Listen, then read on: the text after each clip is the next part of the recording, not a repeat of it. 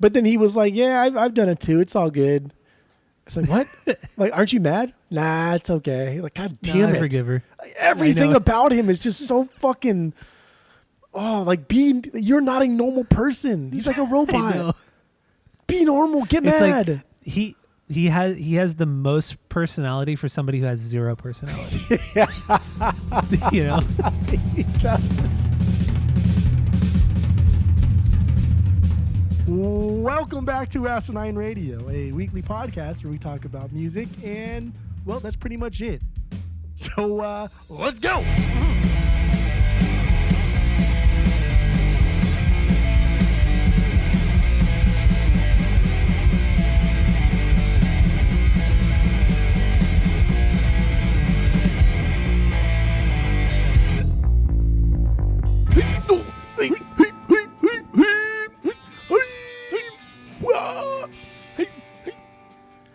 This is Asinine Radio. This is the weekly music podcast where every week we take a different album from a different band or artist and we break it down. We do all the research we can and we find out all the secrets about these records and these artists, and we let you all know. We let you know.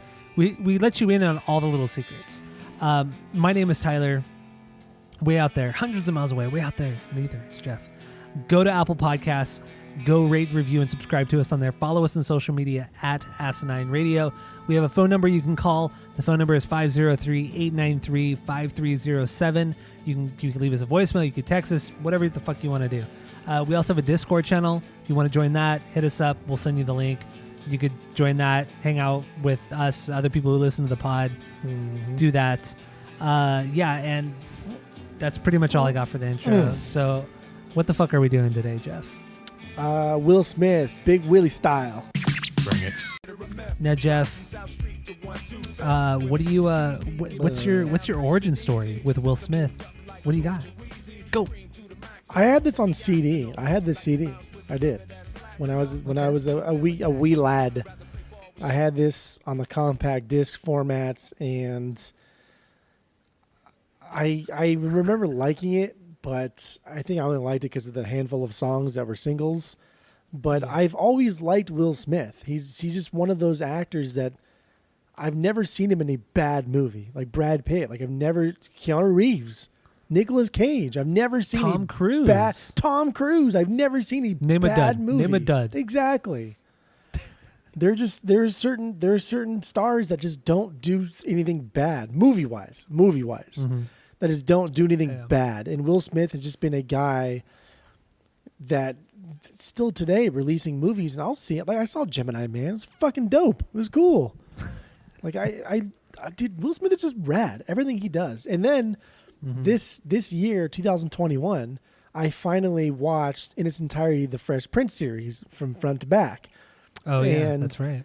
And it was amazing. It's one of like the greatest. I think it's one of the best like sitcoms I've ever seen. It's so deep. It's so complex. Will does a killer job in it. Towards the later seasons, you can tell that his ego is getting a little better of him. But the show should have ended by then anyway, so it's not entirely his fault. But Big Willie Style, dude, you can't hate this. This is late '90s pop at its best. It's just fantastic stuff. Take this at face value, nothing deeper. This is Will Smith trying to break away from Fresh Prince, but still doing Fresh Prince stuff.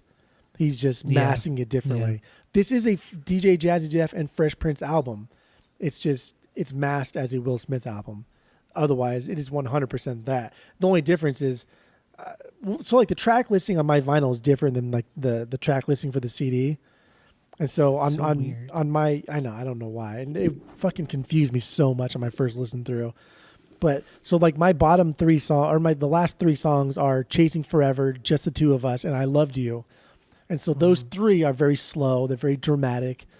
And this album doesn't lose its intensity based off of my track listing. Cause it starts off with Y'all Know, Don't Say Nothing, Big Willie Style. And then Miami doesn't come up until later. Miami's number 9 on this. And then it's Chasing Forever, Just the Two of Us, and I Loved You. So the album doesn't lose its intensity really like ever. And it keeps up that hype. It keeps up that pop sound. And again, at face value, if this is a pop record, it's good. If it wasn't for the fact that he clearly raps, I'd stick this in my pop section. I would, because it's a pop record. And there's nothing wrong with that. This is like Madonna stuff. It's pop. It's great.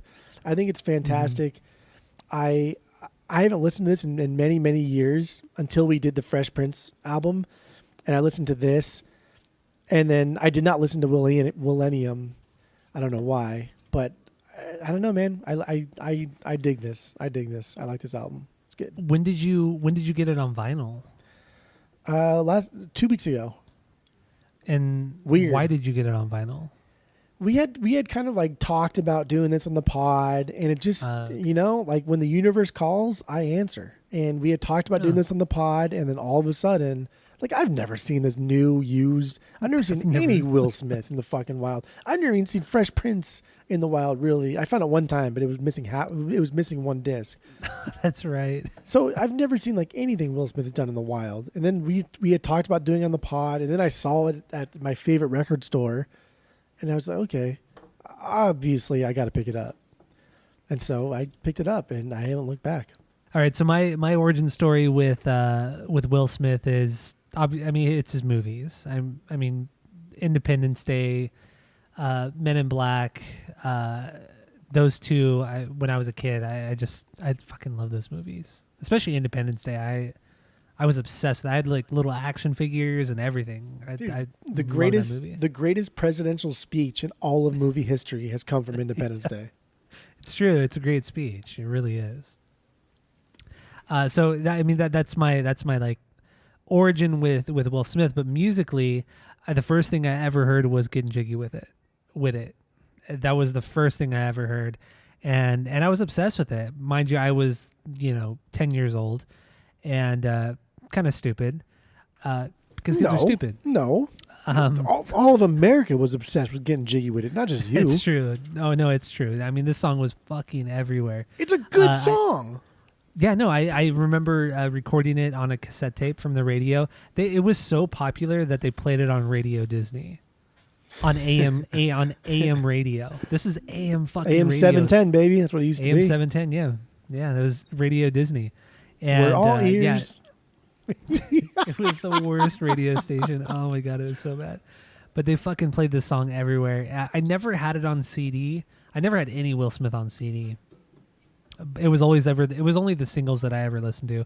And then, I started, like most kids at the time, we got into MTV and VH1, and MTV played it sometimes, but VH1, man, they were all over Will Smith. They loved Will Smith.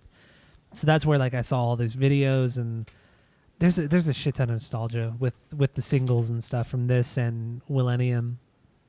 But yeah, that's my origin story. It was growing up, between being like 10 years old to like 13, and it always being there, and Will Smith always being there with his movies. So yeah, there's nostalgia there for sure. So with that being said, I don't have anything specific about this record. This is honestly, this week was the first time I ever heard this record in its entirety.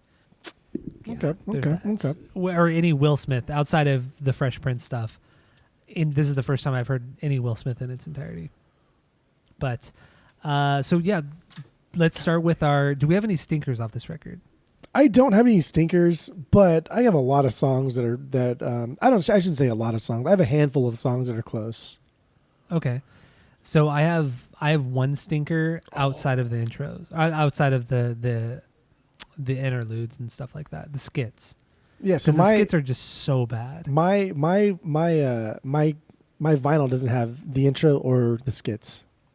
So it's nice. Skits right must over be it. Nice. Yeah. Yeah, must be fucking nice. Those skits are Jesus fucking. Christ, I don't even want to talk about them. They're so bad. Yeah, my vinyl doesn't have any skits, so that was nice to have to not. Is it fucking raining? What is going on here? No, hold on a second. So yeah, I didn't have to listen to the skits. Okay, good. So good. that's nice. I enjoyed that. What was I don't have any stinkers. Well, okay, yeah. So I was outside of the skits. The one stinker I have is Just the Two of Us. Yeah. I hate Let's talk about it, baby. Let's it. talk about it because I don't even. I only listened to it once, and dude, because I listened to this record 4 times, and I only listened to it. I only listened to that song once because I thought rough. I have to do it once It's rough. just for the pod. It is such a bad song, and the video is so dumb. Oh. Okay, let's get into Just the Two of Us because this is fun. This is my 2B. So Of course it is. You fucking. no, I'm just kidding. This is one of the ones that is almost a stinker for me. Just the Two of Us. It I like the song because I think it's hilarious, and because I could repeat almost all of it. It's endearing.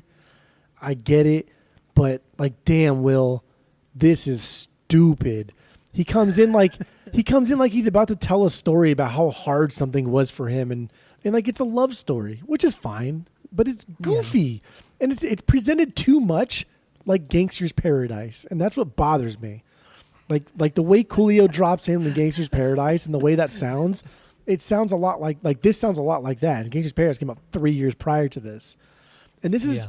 Like here like in a nutshell, It's like a slap back to that. Here in a nutshell, here's my problem with Will and his rapping style outside of Fresh Prince. This is like a song a high schooler would write for their kid after getting pregnant at 15, and Will was like 30 when this came out, and that's like, come on, man, you're better than this.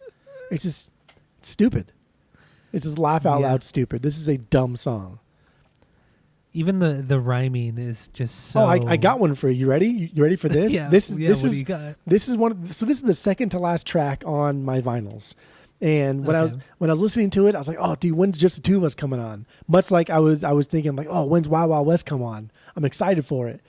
And then Just the Two of Us hit, and I remember thinking like, what the fuck? This is dumb.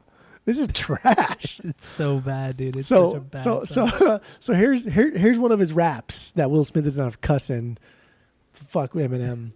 He says he says always tell the truth, say your prayers, hold doors, pull out chairs, easy on the swears.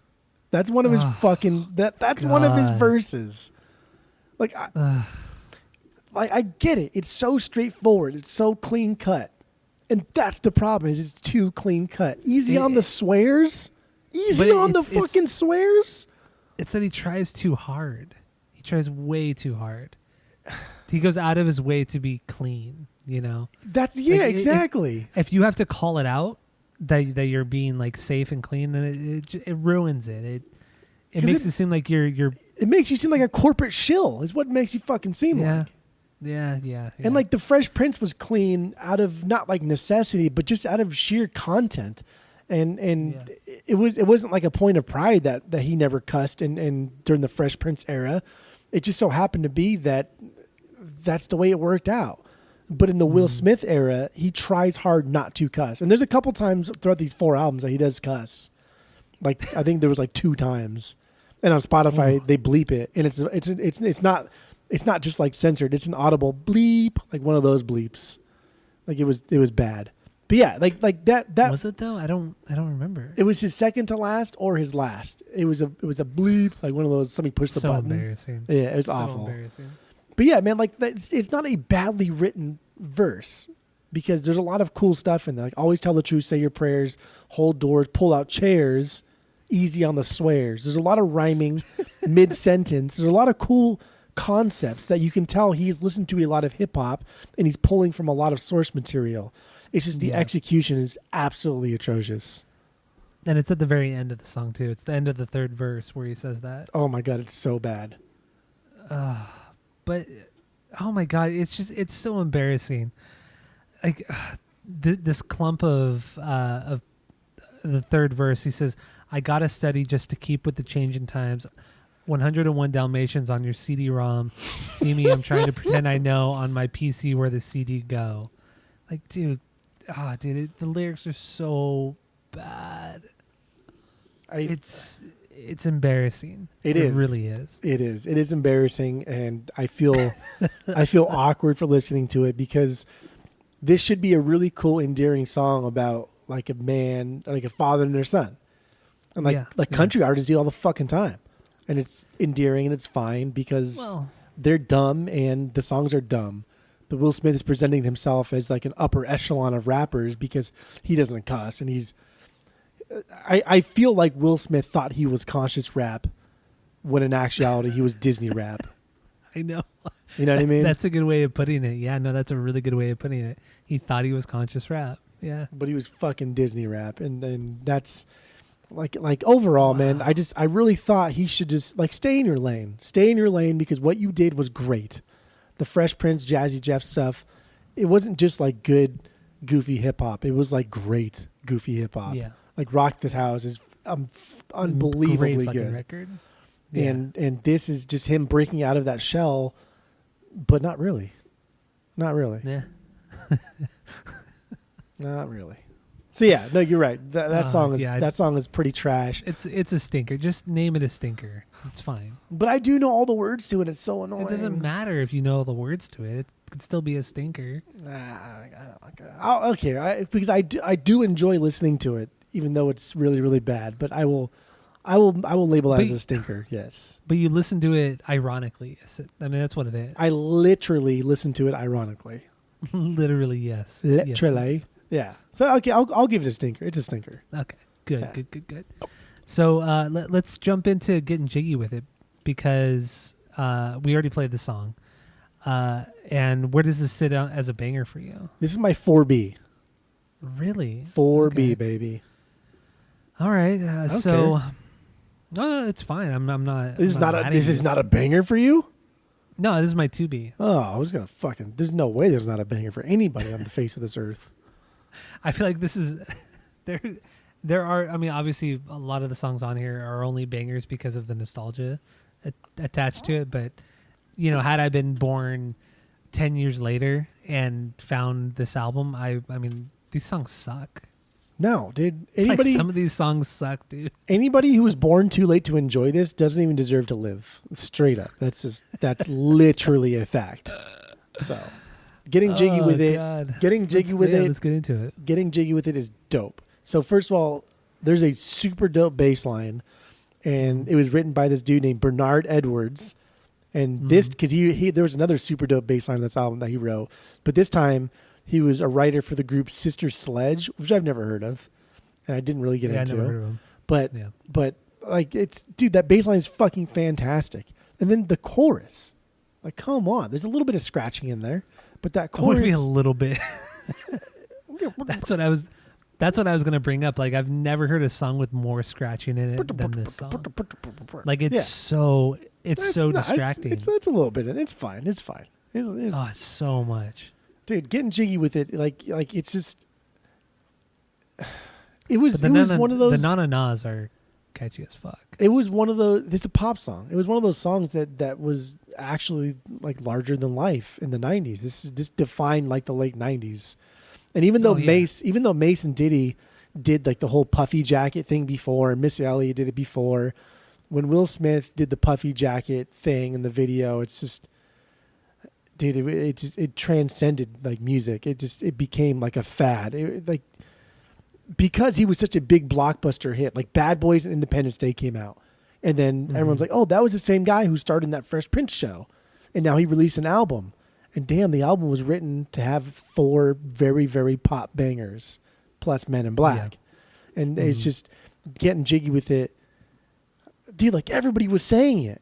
You know what I mean? Like those Budweiser frogs. Remember the Budweiser frogs? Oh yeah. How those like define commercials and how you can have a catchphrase in a commercial that was aside from your normal catchphrase of whatever brand you were selling. Those Budweiser frogs like define commercials in a way that no one else had done before. Getting jiggy with it is like the same thing. It did within pop music, absolutely. Yeah. You did mention, you know, the P. Diddy and Missy Elliott stuff, and what I think honestly the only reason why these songs were as popular as they were was because literally any fucking radio station or TV show could play his music. Yeah, like there's nothing questionable about it, and I think at this point in his career he knew that. so he went out of his way not to swear or do anything, off topic, and just because he knew he could make so much more money from doing that, which is a smart move. I want to so bad disagree and say no, like Will Smith, he speaks from the heart, but even like today, even in today's times, in current present day, you just read about who he donates money to, because these guys have so much money. When they donate $1 million, it's like us donating like $1 to somebody, whatever that ratio is. He donates money to like Christians, to like Muslims, to like Scientologists. He spreads his donations around everywhere. So he rides that fucking fence so goddamn well. And the whole like thing with him and Jada, where like Jada got caught like cheating with him, on him, yeah. But then he was like, "Yeah, I've done it too. It's all good." It's like, what? Like, aren't you mad? Nah, it's okay. Like, God damn it! I forgive her. Everything about him is just so fucking. Oh, like you're not a normal person. He's like a robot. Be normal. Get mad. Like he has the most personality for somebody who has zero personality. He does. Like there's nobody like him at all.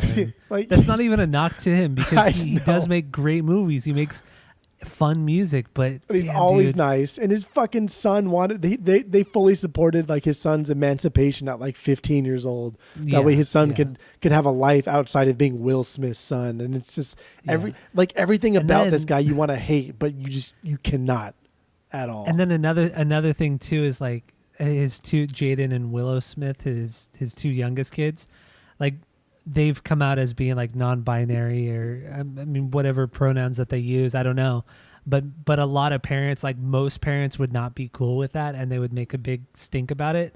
But not Will Smith. He's like, yeah, whatever they want to do, they can do it. Whoever they want to identify as, they can do it. Will Smith's like the Yogi Bear of like actors and rappers. Yeah. Dude, but his son's a fucking nut. His son, Jaden, like last year, the year before, came out and said that he was dating Tyler the Creator, and Tyler the Creator's like, what the fuck are you talking about? No, dude, we're not. What? No. As far as I know, I didn't know that. I had never heard that. Yeah, Jaden said that him and Tyler the Creator were in a relationship, and Tyler the Creator specifically came out and said, I have no fucking idea what this guy's talking about. Wow, that's awesome. Wacky. Oh my god. Yeah, but Getting Jiggy With It's fucking dope. This is the party anthem of the 90s. And there were a lot of party anthem of the 90s, to be fair. Like the 90s had some good party anthems. So I didn't really, I've never heard of this, but I guess around this time period, like this few years of the 90s, it was known as the Jiggy era, because he kind of ushered in this style of music, hip hop and pop music, that was just so silly and so ridiculous. But it all started with this song, and he kind of ushered in this trend of that. And a lot of people criticize him for that, but I mean, it made a lot of people a lot of money, especially the record labels. And I'd never heard of that. And then I was reading too, another reason why this song blew up so much was because of Seinfeld, because there was some, I don't know what episode of the show, and Jerry said that he's going to get jiggy with it. And then because he said that on the show, this song blew up even more. Like, that's fucking wild. Like, what a different time. Like, we lived through that time, but we kind of forget like how what's the word I'm trying to say? Influential these TV shows could be. No, it's true. Nuts. I hated Seinfeld too. Like when my dad used to watch it, but it was the I think it was the reverse people episode. And Jerry was in charge of Jerry was in charge of being the DJ, and being the DJ at a party back then was you are changing CDs and and such, unless somebody had like a nice one of those fancy schmancy 6 CD changers. Then that's what Jerry was doing, and then he got cut, and he was like, I got jiggy with it, because he was talking about his playlist that he did. And was that really it? Yeah, that was it. It was so stupid. I mean, the show itself was so stupid, but no, you're right. Like Will Smith transcended, but he had already done this. It's just now it's in a commercial setting. He had already transcended the rap to pop thing and done it. and like even in the late 90s, because even with like the P. Diddy and Mace thing, that was the video with the puffy jackets, whatever the fuck Mace song that was. I can't remember offhand. Yeah, whatever. It was Mace featuring P. Diddy. And even with the puffy jacket, like rap was still serious. Besides like groups like the Far Side and a couple other handful of groups that didn't take rap so seriously, gangster rap was... but they were more underground. Like Far Side were way underground. They weren't like way underground, but they were definitely underground. But like gangster rap was still prevalent in the 90s, and in the late 90s it was still going on. But rap was still serious, and rap doesn't always need to be serious. It doesn't have to always be so damn serious. Mm-hmm. It's just it's a genre of rap, I guess, a subset of it to be serious. But now it's 100% okay to not be serious with your rap. And so since then, there's a lot of rappers that have come out that are not serious. And honestly, like, who knows? There's a lot of people that are really good at rapping that are not serious. Some of our faves, Jimmy Pop, Deco, a lot of these guys may not have even had any kind of thought about rapping had it not been for like Will Smith and coming out and making rap pop. Well, what? Well, what? Well, what? I highly doubt Jimmy Pop and Deco would. You literally didn't even like let it. Cite. You literally didn't even let it percolate for 1 second. I'm not saying that they would cite Will Smith. I'm saying that Will Smith paved the way for pop and goofy rap to come in. Yeah. Name one other goofy rapper. I mean, like I'll be fucking surprised. I'll be fucking surprised if you can name any other goofy rapper post Will Smith. Biz Markie. No, he wasn't goofy when he started at all. Yeah, he kind of was. You're thinking Just a Friend. That's what you're thinking of. No, but even before Just a Friend, he had to have had some stuff that was goofy prior. Oh, he was the clown prince of rap, but yeah, for sure he had some goofy stuff. But well, even like Grandmaster Flash. He wasn't pop rap, guy. We're talking about goofy pop rap. But look at Grandmaster Flash. Look at Grandmaster Flash. I mean, come on. What do you mean? Look at Grandmaster Flash. He wasn't pop rap in any capacity. What are you talking about? Oh, he was a DJ at best. He rapped sometimes, very rarely. He had other people do it for him. Grandmaster Flash and the Furious Five. No. Yeah. No. Will Smith paved the way to make it okay for people to make pop rap, to make goofy rap okay. Fact. Okay. Fact. What about like a guy like Blowfly? Oh my God! It was goofy as fuck. Now we're gonna talk about some obscure fucking random dude that nobody knows. He was completely obscure. He wasn't obscure because he was the only just because he made like 40 albums doesn't make him not obscure. He was obscure. No, Blowfly was very popular, but only amongst adults because it was so explicit. But it was still fun and it was still goofy. It was just more explicit. But it wasn't pop. The same idea. He never made pop rap music. Again. If you go and listen pop to Blowfly, rap man, music. I have listened to Blowfly. It was not the same thing. Pop music is big production pop music. No, it's just lyrically it was very different, but from the pop sensibility, what Blowfly was doing 10 years prior was exactly what Fresh Prince was doing. False. That's he did it 100% in a much more false. explicit way. No, that's one. In order to be like, I'm not wrong at all. First of all, Blowfly was not. He was in like the 70s, like early 70s. It was like late. No, well, yeah, no, he started in like the early 70s. Also hip. I mean, he probably started in the disco, 60s, to be honest. Like he probably started in the 60s. I just know he started in the early 70s as like a rapper, if you want to call what he did rap. But oh my God, dude. I'm just saying, you're so reluctant. I don't know why you're so reluctant to admit that Will Smith paved the way for pop and rap to fully merge into one thing, and it be okay for people to not take it so goddamn serious. And Blowfly did take it very serious. My God, he rode that persona to the fucking day he died. Jesus. his first album as Blowfly was nobody really knows, but it was either 1971 or 1973. There you go. That's what it says. It says nobody really knows? Well, no, it says 1971 or 1973, but I just threw the nobody knows. That's a big difference. That's potentially almost a 3-year difference. Yeah, right? That's kind of weird. It might have maybe it was like it it was released like independently, but then released like properly 2 years later. Someone couldn't like read the last digit, like it was scratched off. Like it looks like a 3, but it could be a 1. That's probably it, yeah. Or it could be a 9. Oh man. I'm just saying, Anyway. kid. I'm just saying, kid. You're just saying, kid. Before You're Will saying, Smith, pop and rap were not. They were not a thing. They existed, but that's fine. They were not a thing.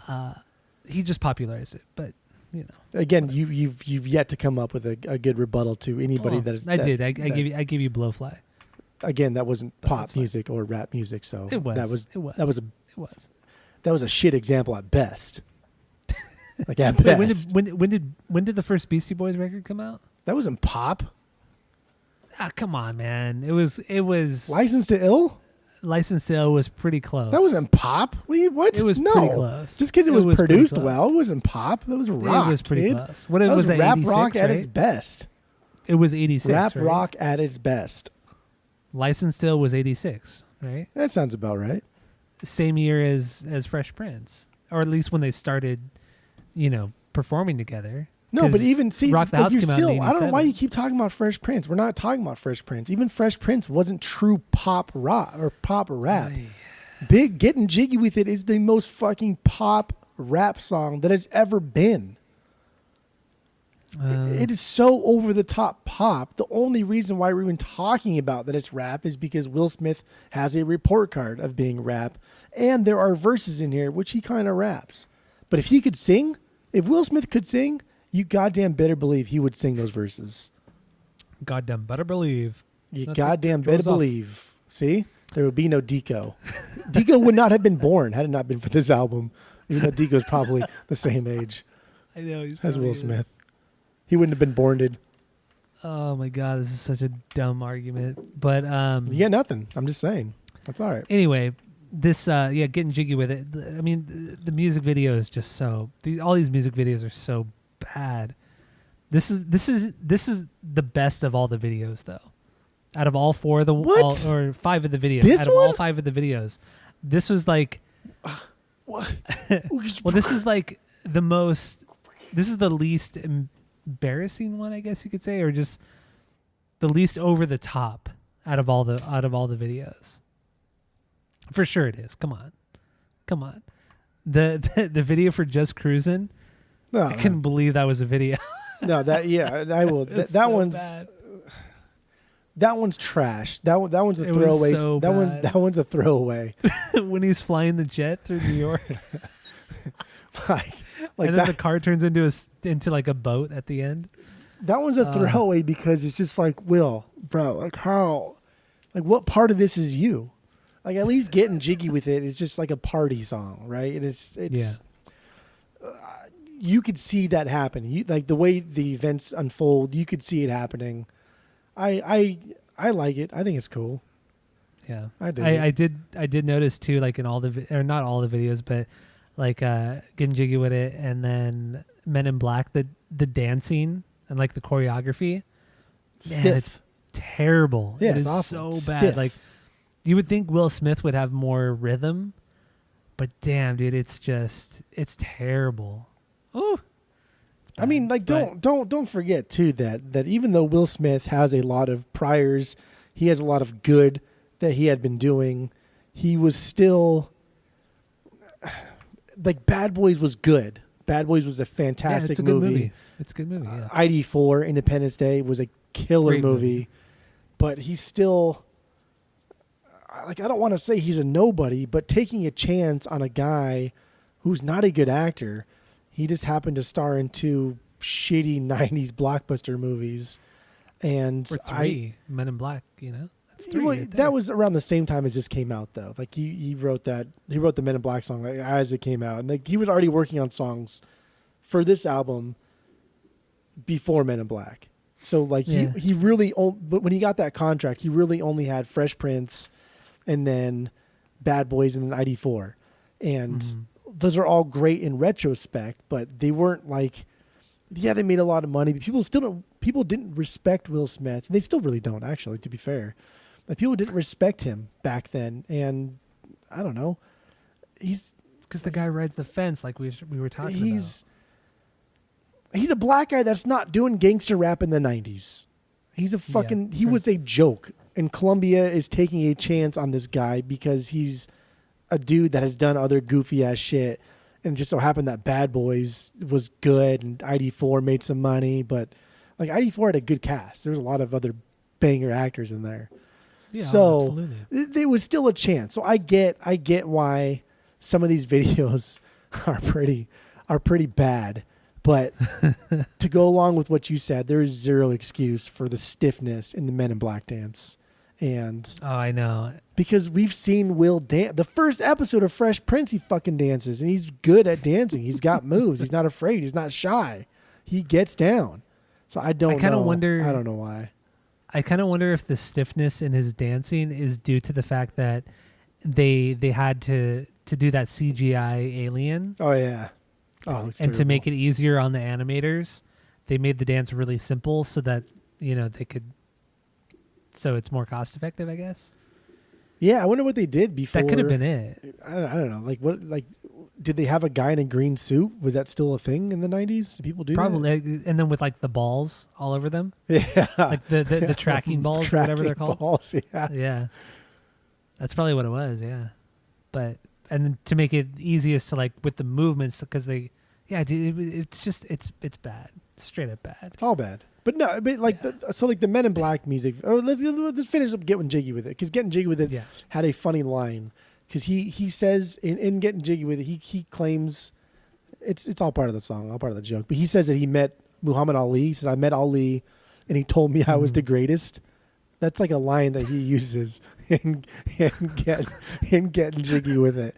And it's just, like, it's so fucking ballsy. It's so over the top. Like, you got to just laugh and, like, okay, I respect it. I get it.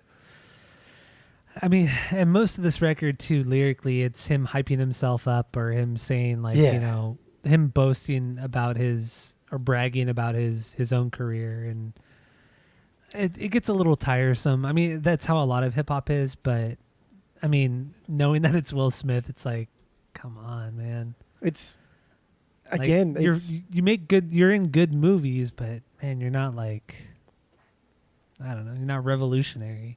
It's God, he talks about himself so fucking much, and he talks about how successful he is. But I never feel like it's annoying. It's always it always gets to the point where it's almost annoying, but it never gets there. Like he's that good. He rides being vanilla. or he rides the fence. I know. He rides the fence that well. Where so annoying. You can't help. Yeah, you want to get annoyed, but you can't get annoyed. Like I feel so. He makes me feel happy that he has a lot of money. Is what happens basically throughout this entire album. I'm like he makes you feel like I'm glad that he has a bunch of fucking money. It's so annoying. I don't know how he does it. But he does it. That's the joy of riding the fence. I don't know what that's like. Oh my god. Yeah, I don't know either. Yeah, you're getting jiggy with it over here. What is your 1B? Oh, it's Miami. For sure, it's Miami. That's my 1B too. I mean, it has to be your 1B. Like, oh my god, dude, I love this song so fucking much. It's a perfectly bad song. Yeah. Like, but I mean that in like a very positive way because dude, the song is terrible musically, lyrically. It's a trash song, but damn, it's so much fun. It's so much fun. Instant classic. It's an instant classic. Yeah. Yeah, I honestly, I have no other words for this other than you're right. This is a perfect shit song. It really is, yeah. And every time I hear the Bienvenidos a mi, I laugh every fucking time. It's so, you could not be more over the top. It's so fucking you annoying. Really could not. And then reading the whole story behind that, did you read about that? Yeah, how they just fucking were calling at Spanish girls on the street. They were like catcalling these girls outside of the studio in LA, in like downtown LA or wherever the fuck the studio was. Yeah, like saying, "Oh, do you speak Spanish?" And like, fuck off. Yeah, and like finally they find some chick. Yeah, every single girl was like, "Who? No, I'm not going up to your fucking loft. No, that's creepy." And then one girl came up and then did it, but then don't forget too. There's also that I Papi. She goes, I Papi. Oh yeah, that's true. Yeah. Oh dude, I love singing that. Oh, it's so good. I love this song. That's great. And then I tried looking up to see if I could find who the girl was. I could not find anything. I couldn't either. There's a bunch of guest vocalists on here that have no other credits other than this. And then one other girl I found has one other credit for Tatiana Ali's solo album, but that was it. Okay. I wonder why she was never... I mean, to me, she's like one of the best parts of that song of Miami, but how is she not credited? Like, you pull this random chick off the street, have her say something over the top in Spanish. Like, something so... Like, it's the simplest fucking thing you could say. But she makes it sound so, like... Sleazy. I don't know. Yeah, I guess sleazy, is the best word. I was going to say, like... exotic, but I don't even want to say exotic because that sounds stupid. No, that's fine. I've never been to Miami, and I don't ever plan on going because I'm past that age where it sounds fun to me, and I will never go there. But when I picture like South Beach, it's this song. It is fucking this song. It is this video. It is that girl. That is exactly how I picture South Beach. It's just sleazy, exciting, like you said, exotic. Even though it's still America, it's just very exotic. It's very, I don't know, Spanish influence. It's Cuban. There's a lot of, I don't know, other races coming together to make it super exotic. Like, it's not America. And this song perfectly exemplifies how I feel Miami probably is like. Yeah, I think you're right. I mean, I think this here is like it's a very vanilla version of what I've heard about Miami. Like, my dad's lived in Miami for the last like fucking 12 years, 13 years or something, however long he's fucking lived there. And the shit he tells me, he said it's like not, you don't feel like you're in the US sometimes. Because he said there's so many immigrants, so many Cuban immigrants, and he said it's fucking wild 24/7. And he said everybody who lives there are either immigrants or they're like trust fund people. And he said the amount of drugs going in and out of everything is, he said there's nothing like it anywhere in the U.S. It's a party. Yeah. Dude, I love it. That's what he says. It's a fucking party. But Dad has some fucking stupid fucking stories living there. But yeah. Does he like this song? I should ask him. You should ask him. Next time I see him or I talk to him, I'll fucking ask. He'll probably like, what are you talking? I don't even know that song. He'll probably listen to it. He'll probably get mad at me. I know. He'll probably listen to it and think you're the biggest idiot he's ever met in his life. Oh my God. But this song is a fucking banger. So let's play it, and then we'll talk a little bit more about the video and so on and so forth, because I don't know. This is just such a dumb song. So here we go. Miami from the Will Smiths. Yeah. There you go. Miami from Will Smith. You know what I kind of like get the feeling is if you ask, like, if you put Michael Scott in the middle of Miami, in the middle of like a drug-ridden club area, and you ask him the next day, like, hey, how was it? He would sing you this song. Yes, you're right. You know? Like, yes. Like, what was so great about it? Oh, I met this girl and she said, I pop pee. Like, well, what happened? Well, you know, we talked. And like nothing, it never gets deeper than that. It's always so superficial. That's good. That's good. That's good. Like comparison, I guess. Yeah. Yeah. That's great. He's just G-rated, but like also like in his mindset G-rated. It's kind of sad. Like you've pigeonholed yourself into this character, I guess you could say. Yeah, this billion-dollar character. This billion-dollar character you can never get out of. Like, yeah, are you really enjoying yourself? I don't know. That's the big question. You're right. Is yeah, he has all this fucking money, but you know, he's now going to go down in the history books as just he's okay. He's okay. Like the best thing he ever did was the first thing he ever did, and that was The Fresh Prince. Yeah, Independence Day, but yeah. He's not the reason why the movie's good, though. It's not him. No, it's not just him. You're No, right, he's right, he's like fourth best. He's like fourth best. Bill Pullman's number 1. Jeff Goldblum is number 2. And the then Randy fucking Quaid. no, the aliens. No. The aliens look so Oh, cool. Put the aliens above Will Smith. Yeah, Will Smith only has 2 good lines. Let's kick Welcome the to tires and Earth. light the fires, and welcome to Earth. And I don't even know if he says let's kick the tires and light the fires. I think the other dude says that, his friend with the cigar. Does he? I think he's the one that said let's kick the tires and light the fires, Big Daddy. Yeah, Will Smith didn't even say that one. God, I love Will So Smith. dumb. Oh my gosh! And this video too. I didn't know this until this week, but Eva Mendes is the girl in the car, and then they were in a movie together like 6 or 7 years after this video. Like this is like early on in her career. I had no idea, but then I recognized her immediately. Yeah, exactly. I didn't know either, but as soon as you see her, you're right. You immediately know that it's her. Oh my god! And then bringing it back to the person that they brought in off the street to say that part, and that just that sequence right there, like she says "Welcome to Miami" in English, but then she immediately changes her tone when she says it in Spanish. Like It's a that sexy right voice.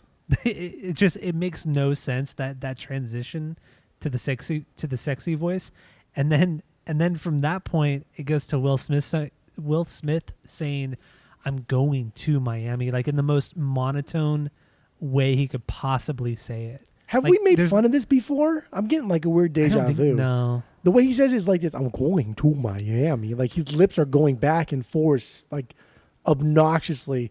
Like when he says I'm going, his lips are all the way forward. And he goes, I'm going to Miami. And he pulls the Miami all the way back. We've never talked about that. You and I have Dang, never. I'm getting talked some about weird that. deja vu here. I'm going Yeah. to Miami. Because you're No, right. you It's and I have fucking never. annoying.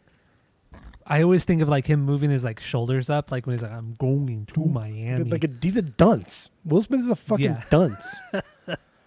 But you go. There's so many like peaks and valleys within that like 4 or 5 second span of her saying "Welcome to Miami" in English, then in Spanish, and then him in the most monotone fucking way saying "I'm going to Miami." It's weird. It's just so fucking weird, and it's so bad. I love it. I love Will Smith, and I love like everything he does. And I will always eat it up. And I say this coming from a friend. I consider him a friend. Okay. We're friends. But now I that love the delusion. now that I've said it out loud, the dude's a dunce. Like Will Smith is the Fresh Prince, and I feel like he's just a knucklehead. But Oh yeah. he doesn't know how to not be a knucklehead. So what he did was get buff and put himself out there, and just got lucky with a lot of really. And that, even the movie with Evan Mendes, Hitch. Have you seen Hitch? Yeah, I have It's seen fucking it, yeah. good. It's likable. It's not. I shouldn't say it's good. It's not likable. Yeah, I wouldn't say like it's if likable. if it's on it's- TV, it's entertaining. at a hotel, I would never change it. I would never Yeah. change it. Well, because it's comfort. there's nothing else to watch. No, I could go on ESPN and watch Scott Van Pelt talk about SportsCenter all fucking night. But it's comfortable and it's safe and it's fine. And the Paul Blart character is hilarious. But whatever. Will Smith is a dunce that has masked himself in mediocrity and buffness, to be honest. Every movie that he's in, ever since he got cut, he always has no shirt on. And that's always a good 10, 15, 20-second sequence. Okay. Yeah. Even in Gemini Man, he's old, dude, and he's still like tore up from the floor up. My God, like where do you find the time, bro? Even in the latest Bad Boys as well, he was in good shape. But I do know He where he was finds the definitely in good time shape. because friend of the pod, they shall not be named, but Ah, yes. yeah, they said that like I mean, rightfully so. The dude has so much money, you can hire your own personal chef for your main house, your own personal Yeah. chef for whatever house you want it. If you don't want to eat the food, have him make it. Throw it in the trash. It's fine. Yeah. So it makes sense that he's always cut up like that.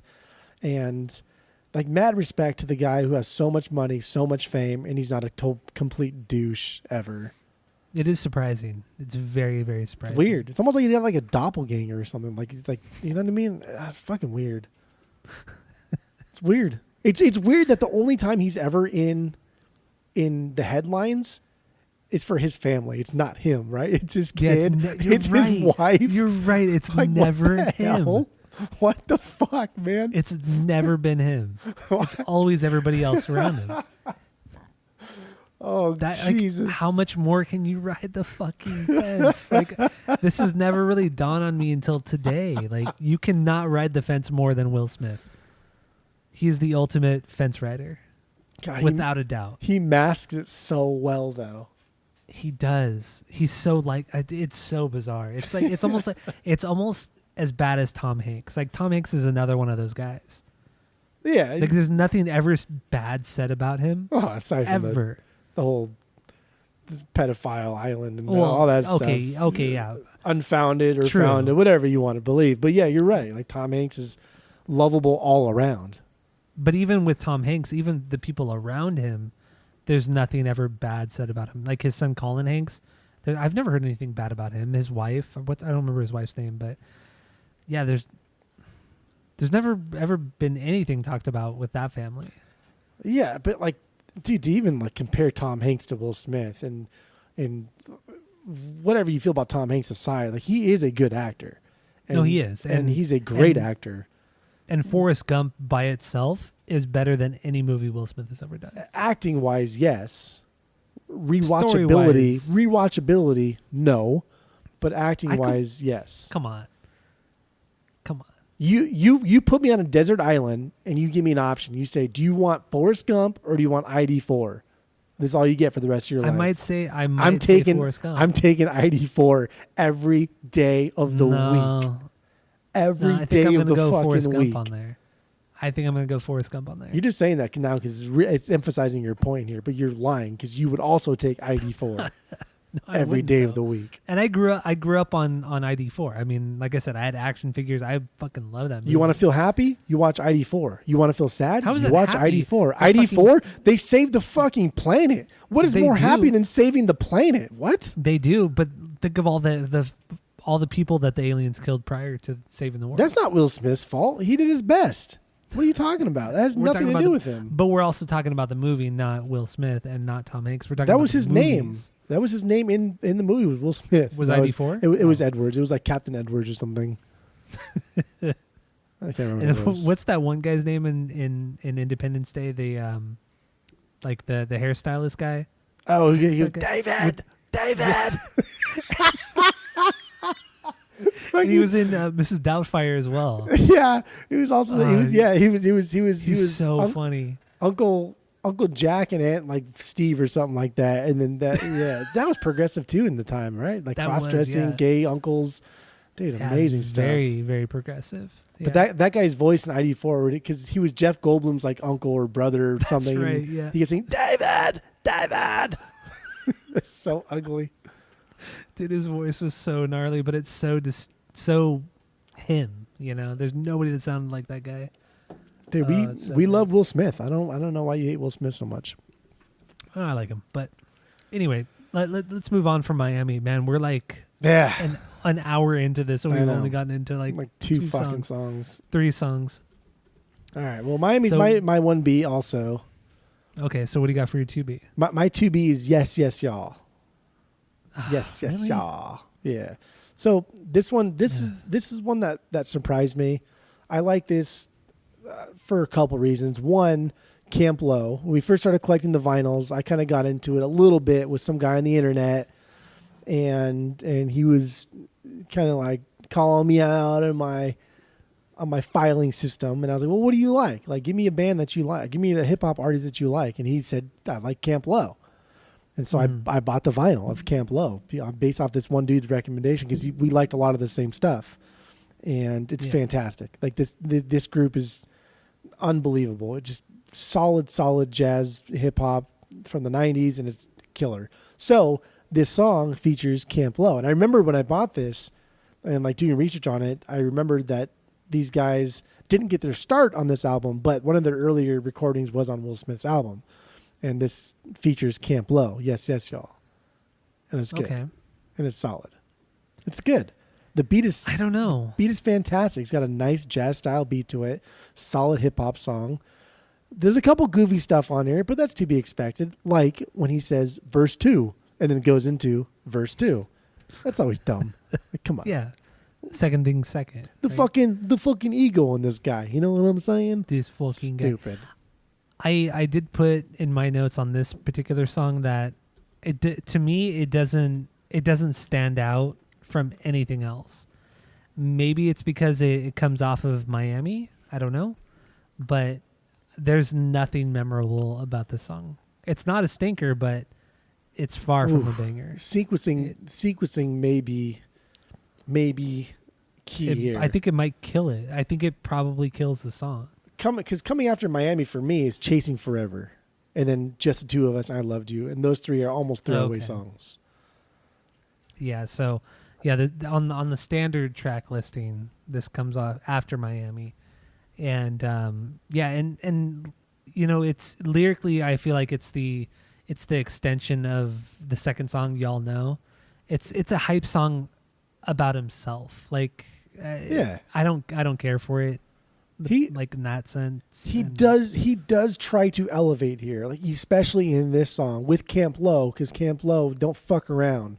Like if you listen to their Uptown Saturday Night album, it's solid, and he's trying his best to elevate himself to their level. But it's not connecting. I know it's not. So for instance, I pulled some excerpts out of here. So let's take individual sentences out of context so we can make fun of him for them. And here's one. He says, "My attitude pervasive, my wow, that's a tough one. My I still can't say it. I'm not going to say it. Effervescence? Is that what you're trying to say? I'm trying to say it. I'm trying very hard now. My attitude pervasive. Now I'm questioning if I'm even saying pervasive right. Pervasive. Yeah, that's how you say it. My attitude pervasive. Oh my God. I can't even speak. I'm trying to say my attitude pervasive, my effervescence, bringing you back to the essence. There you go. My attitude pervasive, my effervescence, bringing you back to the essence. See, it's hard. So like I understand what he's trying to do here. I get it. There's a lot of big words. There's a lot of those, you know, SCE words, the essence, effervescence, pervasiveness. That's still kind of in the same realm. I get it. It's just not clicking. It's not you. You're trying too hard to be somebody that you're not. You know what I mean? Yeah. So I don't like that. And then later on in the song, he says that he steps away as Fresh Prince came back with my real name, his real name being Will Smith. And then oh my God. And then he says, "A rose by any other still beautifies the room."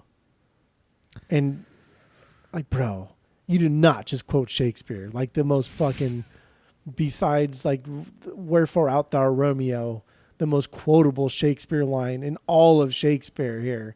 You just said a rose by any other still beautiful. You called yourself beautiful? Not. Oh my God, dude. I cannot. Stepped away as Fresh Prince, came back with my real name. A rose by any other still beautifies the room. So don't get consumed when a brother's known to gloom. Like, what are you talking about? Yeah. Chill. Just be you, Will. Let me do me. But he can't. It's forced. It's forced. And the Shakespeare thing I thought was horrible. But I like this song because he tried, and it was cute. Like you tried, dude. You did a good job. Nice cut, like Slugger. like C for effort. Is It that was what like, you give it? It was like when that kid on your baseball team, like he sucks. Like this kid's trash. Like he's batting ninth constantly. He's just fucking garbage. His name's like fucking CJ or like Adam or some fucking dumbass name that nobody likes, and you know, like everybody knows the game's over. But yeah, okay, go ahead, that's fine. And you know, people are like, even in the stands, the moms are packing their purses, the dads are shoving their beer cans, the empty beer cans in their luggage and shit. Because this kid's up, and he takes this kid thinks in his mind that he thinks that's where he does his thinking. He thinks in his mind, yeah, I'm gonna smash this ball, and he swings as hard as he can, and it's strike three, and he's out, and everyone's like, yeah, nice cut, CJ, you did good, nice cut. But like nobody expected much from him. That's like this. Yeah. That's like this. Like you did fine. CJ. You did Poor fine. CJ. Yeah. I actually had a CJ on my team way back. Is that why when. you made Yeah. that reference? Yeah, I did feel bad. Now I feel bad because he was like the little fat kid on our team, and like nobody expected anything from this kid, but he tried really hard. Oh, poor kid. I don't know nothing. I don't know what CJ stood for. Otherwise, I'd find him on Facebook and probably apologize for being part of like the bigger team that would pack our stuff up as he was batting, which is highly disrespectful and really fucked up. Yeah, And that's probably why he sucked at baseball. But the kid sucked. He was terrible. He was trash. I don't care. It was awful. But yeah, that's what this is like. Like, nice cut, Will. You did good. Go sit down. Go take a seat. All right. Like fucking Lenny and what's the guy from the Mice and Men? The bigger guy. Yeah, Lenny. Yeah, Lenny. I get. Yeah.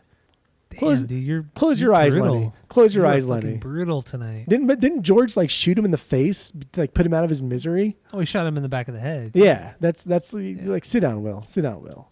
Even though I do like this song a lot, production wise, I think it's fucking fantastic. You're comparing Will Smith to Lenny from A Vice to Men. Of Mice and Men, not of Mice to Men. That's the band. From Mice to Men. That's the band. Is it From Mice to Men? No, It's of Mice. Band I think it's of Mice and Men. I think the band is the same as the book. It's the same as the book. Is it the same as the book? I'm pretty sure it's the same as the book. Yeah, they're stupid hardcore. Okay, yeah, you're right. They have to you're right. straight bite from the fucking book. Absolutely. Yeah, you're right. All right. So yes, y'all. No, that's being. That's do you want to fine. play a little bit of it? Nah, that's fine. That's fine. What's your 2B? What's your 2B? Getting jiggy with it. We talked about So- that. Oh yeah, we talked about that one. What's your 3B? My 3B is it's not a single. Fuck, which one? Oh, it's Don't Say Nothing. Don't Say Nothing. Okay. Yeah, the hardest sounding song on the record, at least up to this point, and it's just him kind of just going for it. There's no like solid hook. I mean, there's the whispering thing in the chorus, but I guess that is kind of the hook, but it's nothing that's catchy. There's some cool scratching going on, but to me, this song was like the closest he has ever got to like conscious hip hop, like on any of his records. This was the closest thing to it. I think it's a good song. I think it's a really solid song outside of the singles. Yes. And I dig it. I don't know. Where does this sit for you, Binger wise? This is my 5B. Okay. This is my 5B. I agree. I think the little intros he does are like whatevers for the most part, but he comes in heavy on this one, and it's pretty damn good. It's a heavy beat, and it matches his vocals. Jeff's scratching on this one, and it's subtle, but it's there. He's letting you know that he's still there. So that's already letting you know that he's helping to produce this one, so it's not going to suck. It's going to be a decent hip-hop song. But he's also like letting Will breathe, which is what he did back in the Fresh Prince days. And that's something that's lost with Will's stuff after this, is he doesn't, whoever's producing Will doesn't know when to just let Will like do his thing. But that's also because Will doesn't even know like what the fuck he wants. Like he has no idea what he's doing. Will needs to let me know when he wants to do something new, and I can tell him what's good and what's bad. But lyrically, Don't Say Nothing, there's a lot of cool shit on here. Okay. So like overall, I think the song is just kind of like him mad at haters, like an umbrella thing.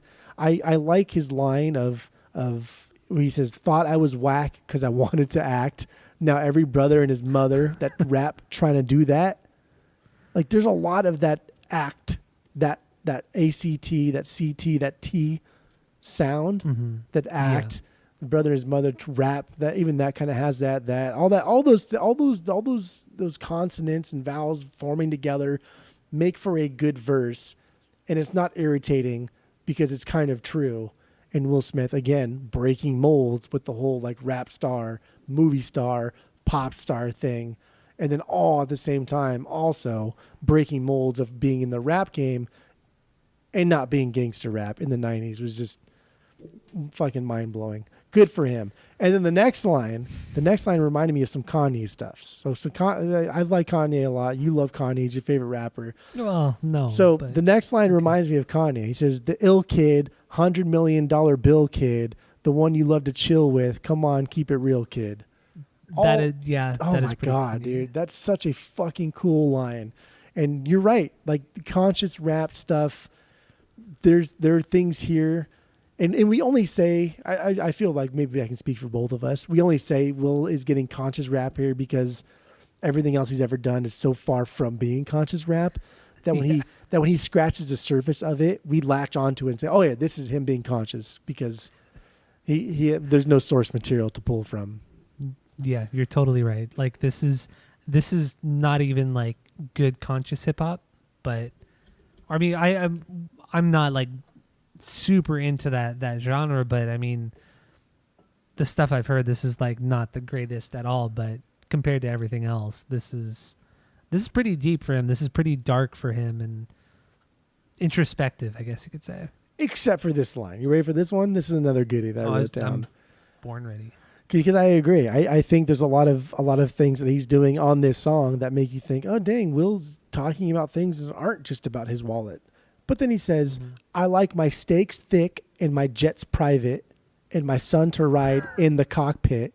I know he's only 4, taking lessons from the pilot while I'm on my cell with my broker getting stock tips. Bro, like what are you fucking doing? Why would you say that? Like how can you sound more disconnected from society than that? What a douche. That was the only time in this entire record where I thought he sounded like a douchebag. Maybe this is the only time in his entire career where he actually exposed himself for what he actually is. A douche? Yeah, like a conceited asshole? Maybe he actually is that, but he hides it so well. He's conned. Maybe he is the ultimate con. Honestly, we've always talked about Fred Durst and Dexter Holland like as being these long cons, but what if Will Smith is? Because nobody is this like, I don't want to say perfect, but this like.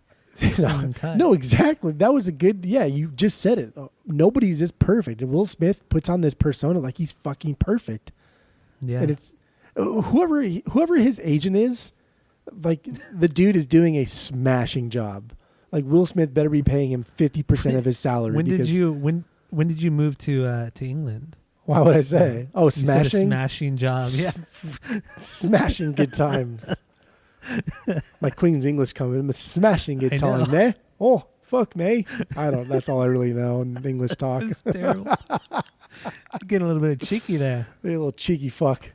No, for real though. Like Keanu Reeves' agent too. Like, how is he still getting gigs? But like Will Smith's agent also keeping him out of the limelight and putting every spin in his favor is just unbelievable. He's doing a killer job. Something's going on. Like we're gonna be the ones to reveal something. Like this is it's not normal at all. What if it came out that like Will Smith had like died many years ago, and just all alone the whole time? No, like not even like all the interviews that we think we've seen him in aren't even real. They're just like CGI'd or something. I don't know. Yeah, I don't know. What is that called? What is that called? Like a deep fake? Yeah. A term for that. Yeah. Yeah. Wow. Just all the higher ups are in on it. It very well could be, yeah. Because that whole like Jada, like that's what really got me going was the whole Jada thing when it came out that she was like literally seeing somebody else. It wasn't just she was cheating on. She was like seeing somebody else, and then he came out and was like, "Oh yeah, I did that once. It's all good. We have an open relationship. It's all good." Which I mean, I'm gonna go home now. Some people do, but. I mean, with his track record, like this, it just seems so. I don't know, man. It's a little suspicious. Very. It's sus. It's sus, homie. It's sus. It is. So I'm gonna play a little bit of "Don't Say Nothing," and then we can get into the next song. Sound good?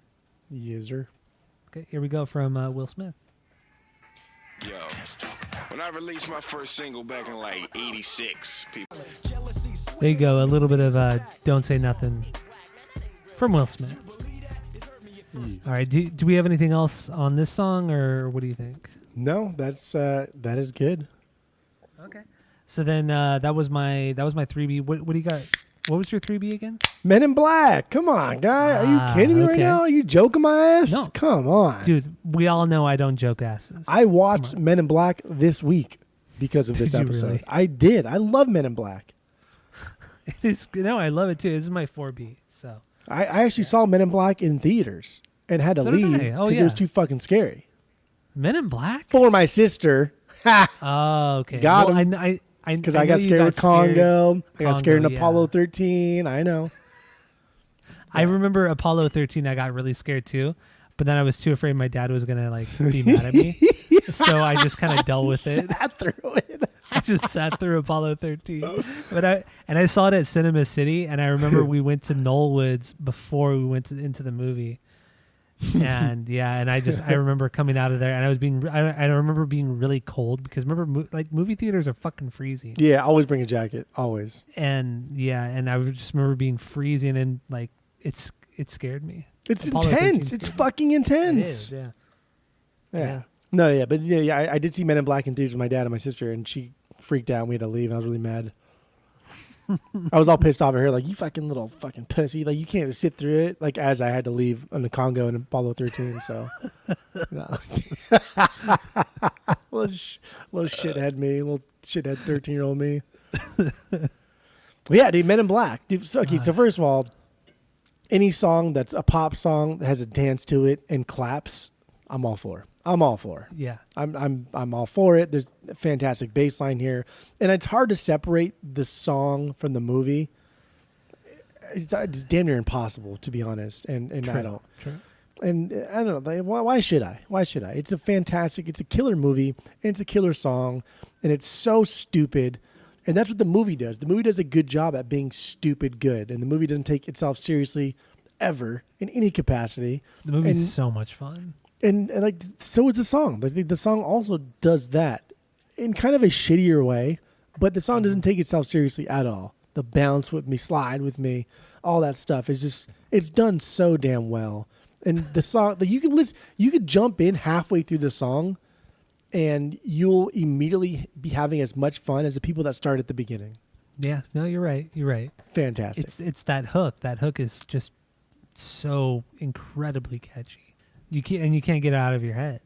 No matter what. It's so like R&B for us white kids who didn't listen to R&B in the 90s. Yeah, but I mean, honestly, with that being said, that's how most of this record is.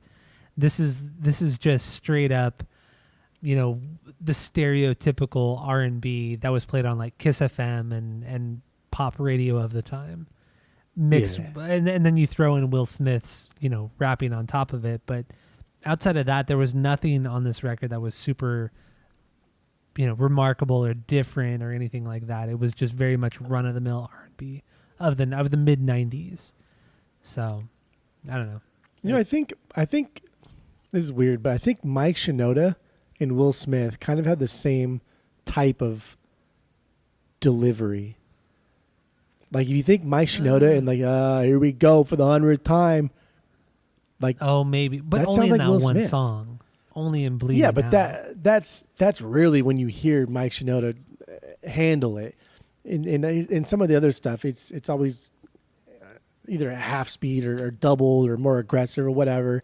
That's just him being like lackadaisical about his delivery. The same person. Yeah. Mike Shinoda and Will Smith, the same person. And that's Mike Shinoda's best thing he's ever done. That's Linkin Park's best song they've ever done. Come on. Yes, absolutely. It's top. Yeah, it's their best five. I don't like that album, but that's their best song. It's top three. It's top three, but it's not their best. Oh, that song is so fucking good. It is really good. So good. It's stupid good. Yeah. No. Whatever though. Whatever. We're talking about Men in Black. We're not talking about Linkin Park.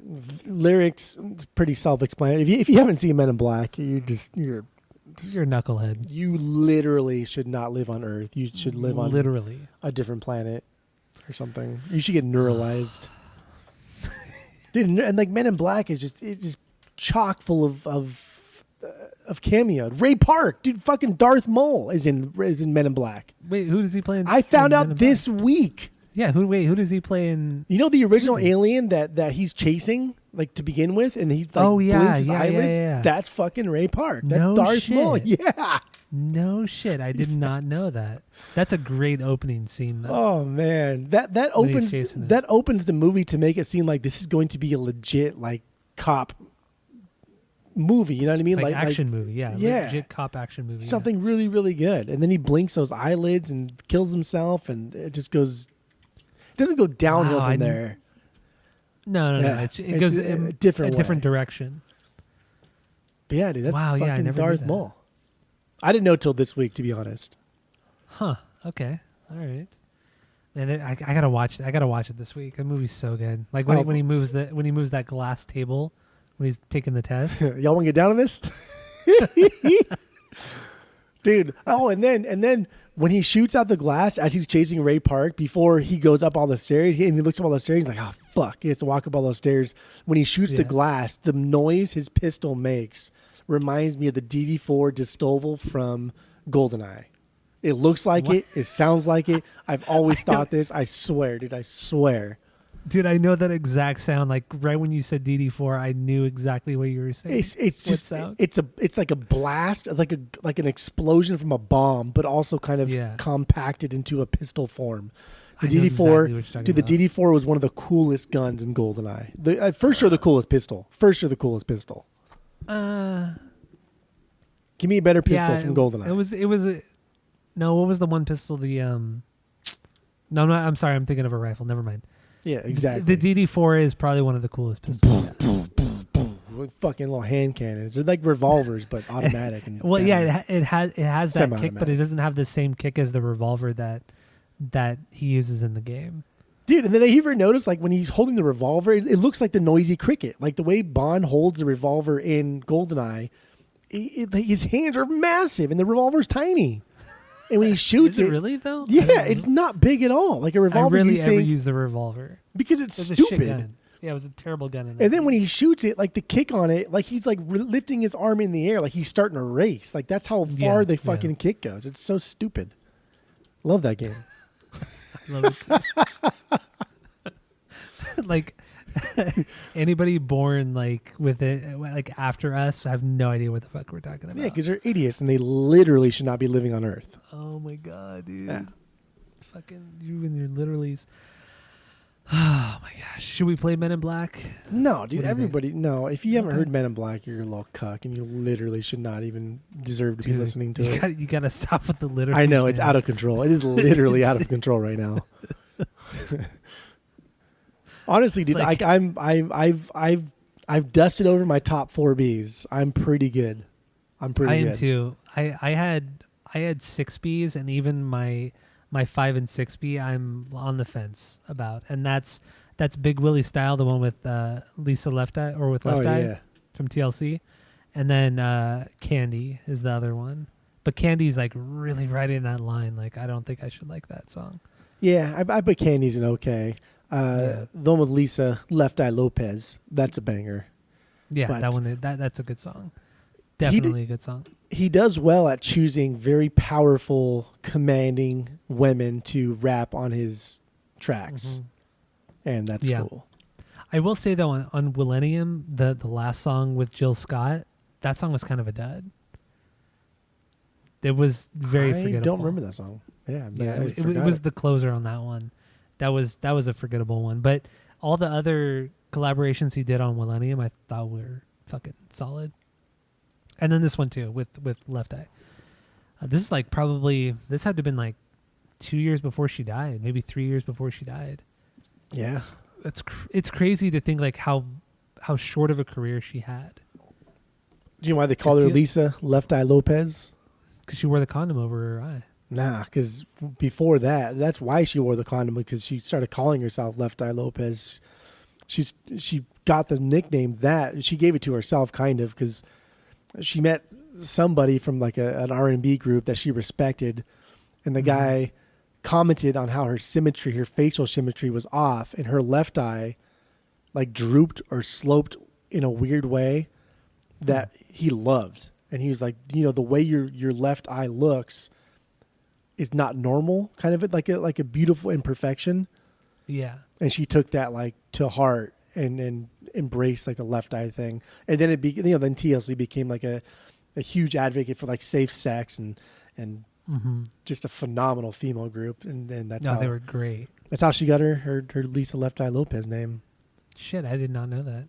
I always just knew the condom thing over her eye, but I never knew there was like a deeper meaning than that. And TLC is supposed to be the, like TLC is supposed to be the first initial of each of their names, but the girl for C left before they became TLC officially, really. So the girl who replaced whatever the original girl's name was for the C letter, they had to nickname her something that started with C, so her nickname was Chili. Chili, yeah. But she was not. She's not an original member either. I didn't. Oh yeah, see, I didn't know she wasn't an original member. Nah, I had no idea.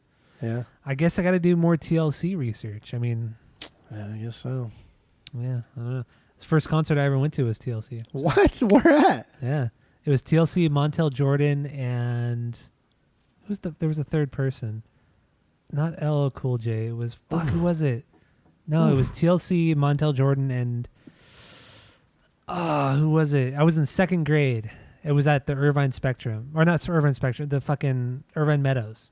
Yeah, big. It was it was the Kiss FM. What's the big shit they do? The Wango Tango. Yeah, or that they used to do. Yeah. Yeah. It was the Wango Tango at Irvine, the Irvine Meadows. Was it not LL Cool J? Because LL Cool J in like the 80s and 90s was fucking dope. No, it wasn't It was, oh my God, who was it? Damn it, I don't remember who it was. But TLC headlined it. They headlined. But anyway, yeah, that was the very first concert I went to. But anyway, yeah, do we have anything else on this record, or should we wrap it up? What do you think? No, yeah, we can wrap it up. I'm through with this shit. Okay, so let's give our final thoughts on this record. Big Willie Style, I agree. And then we'll give our rating of the record. So we have a world famous rating system where 3 is a perfect album, 2 is a good album you're going to continue to listen to, 1 is a bad album but give it a shot, and 0 is a trash fire. So what do you got, Jeff? Go. This album, it didn't exceed my expectations. I wasn't disappointed by it by any means. This was one of those rare occasions where it rode the line. Like, that's like the best way I can describe it. Everything that I thought this would be, it was. I didn't have high expectations. I didn't have low expectations. I had just mediocre expectations. And this was a mediocre album interspersed with, I think, 4 true, really, really fucking big bangers because of the time period, because of kind of what they did for music in general. And just because, like, they're just really good pop songs. But there are some hidden gems on here. There are some hidden gems on here where Will Smith does show that he can be a rapper, but it's short-lived. And on the song that we talked about where in one line he sounds like he's Kanye West before Kanye West sounded like he was Kanye West.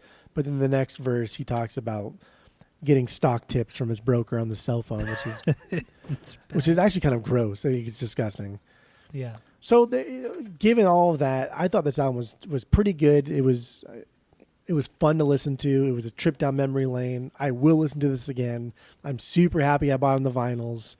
And I'm going to give it 2. I give it a solid 2. Solid 2. Okay. Yeah, I give it a solid 2. Damn, I thought you were going to give it like a 2.75. No, there's no way. To the episode, I thought you were going to give it that high. That's silly. And, I know it is silly. Yeah. And I mean, it gets a 2 because of songs like Miami, like Men in Black, like Getting Jiggy with It.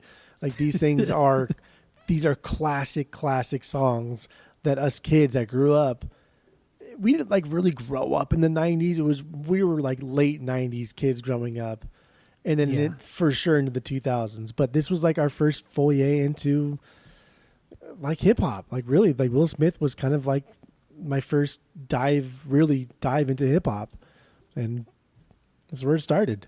I was like 10. I got jiggy with it. Yeah, no, I'm with you on that part. So my final thoughts are, this is the first time I ever heard this record in its entirety. I was honestly a little bit disappointed because I enjoyed Rock the House so much, the Fresh Prince stuff with Jazzy Jeff, and I mean, that record is just so fucking good. So I was really disappointed. I was surprised at like how much influence he took from like the 90s R&B and like really incorporated that into his own music, because it's such a stark difference from everything he was doing with Jazzy Jeff. and I was a little bit disappointed because I was never into like 90s R&B. It wasn't for me. I just did not care. And that's really what this record was, with his rapping on top of it. But the singles, like you said, man,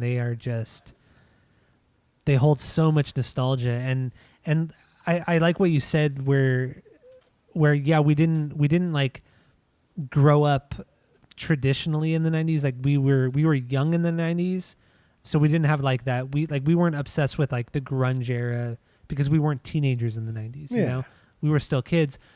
But what was cool about it was that we were still aware of what was going on. So we got to see that rise and fall of certain things throughout the 90s, and we were conscious of it, even though we didn't like spend our teenage years within that decade. So I feel like we were caught like in this weird era, because also when you think about it, in the 90s was like the early stages of the internet, and we grew up in the early stage, or like we were kids in the early stages, so we understood it. But by the time we hit our teenage years was like when everything started to take off, like internet wise. So like we were in this weird generation of kids, of just people, like the forgotten. I don't want to say forgotten necessarily, but we were. I think we were the last generation of kids to transition between like the old and the new when it came to like pretty much fucking everything, music, movies, because CGI was barely starting in the early 90s, but we kind of saw that as kids, and then it blew up in the early 2000s, and then we have what we have now. I'm on a little rant there, but whatever. So with this record, I'm gonna have to give this a 1.75, because I'm never gonna go back to this record. I don't think it's a very good record, but damn, those fucking singles they're fucking great. Miami, I have nothing but good and bad things to say about that song. I've never really experienced that with any other song, because it's not a good song. But damn, is it catchy, and it's funny and stupid, and I love it. Fucking love it. So I give this a 1.75 out of 3.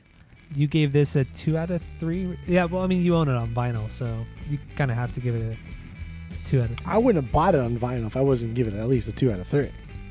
Exactly. Yeah. I mean, fuck. You're wild. You're wild for doing that. I know. Crazy for that one, Rick. So you got anything else to say, or are we all good? I'm all good. I'm good. Okay, so I'm good. Yeah. Thank you all for listening. Go to Apple Podcasts, go rate, review, and subscribe to us on there. Follow us on social media at Asinine Radio. And once again, thank you. And that's it. That's it. All. That's all. Getting jiggy with it.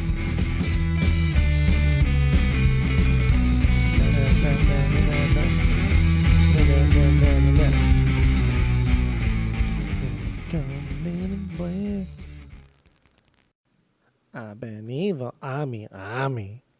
Is that the one with Jonah Hill? Where Jonah Hill with Justin as the hot Long. dog? Yeah, ask me about my Yes. wiener. Okay. Yeah. And when he screams. Yes, yeah. that was me. Like, did you really? Yes. No, you did not. Yes, not like that high pitched and for that long, but I was like one of those things. I jumped up and my hands were like, like you flap your hands around, and like I kept like patting myself down because I was just so disgusted, and I'm so afraid of scorpions. It's still a good song. It's not bad, I will say. It's not bad. Is it better than All of Bodies? Yes, 100%. Okay, you're stupid. But then he was like, "Yeah, I've done it too. It's all good." It's like, what? Like, aren't you mad? Nah, it's okay. Like, God damn it. I forgive her. Like, everything about him is just so fucking, like you're not a normal person. He's like a robot. Be normal. Get mad. Like he has the most personality for somebody who has zero personality. You know? He does. Welcome to my home. Bienvenido a Miami. I can't remember. What's that one guy's name in Independence Day? The like the hairstylist guy. Oh, he was David. David. And he was in Mrs. Doubtfire as well.